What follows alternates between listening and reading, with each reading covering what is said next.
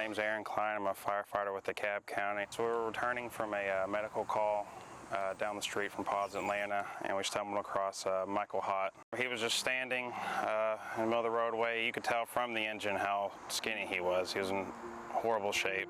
You could see every bone, and when he picked him up, you could feel it. He's panting a lot, like he was in pain. When he walked in the gate with him, he was curled up in his arms, and he was wagging his tail, and he just looked so happy, but you could immediately see how underweight he was and how skinny he was. He pretty much had next to zero body fat. So you could see every bone. We have a lot of animals who really need us, and they come in really rough condition. I can't tell you how many times we've come up here at night and people have left animals that have lacerations, you know, injuries, orthopedic injuries.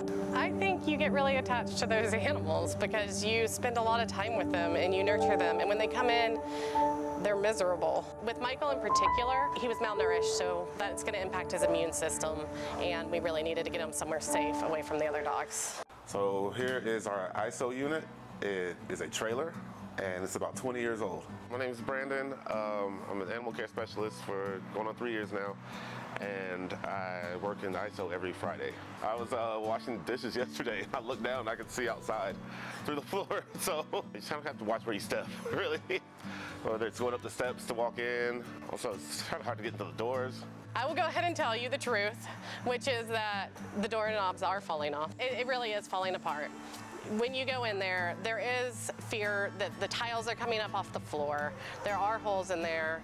That can illness, things like viruses and things can sit in there. So an isolation unit that had better ventilation, was more sturdy, easier to compartmentalize, that would allow us to move animals through there quicker, which means they would get healthy faster, they get out of the shelter faster. Because the truth is, at Paws, the vast majority of them, we do get better. It is a hard road, but we get there. We'd like to be able to help more, and I think we could help more with better resources.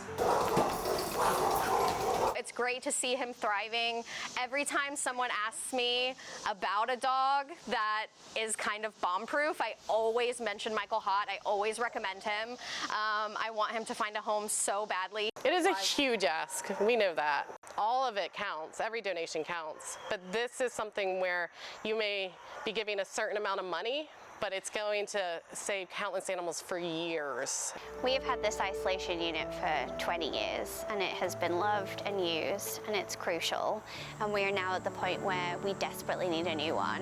And so we are reaching out, we are asking you, please help us to fund a new isolation unit, and together we can save so many animals.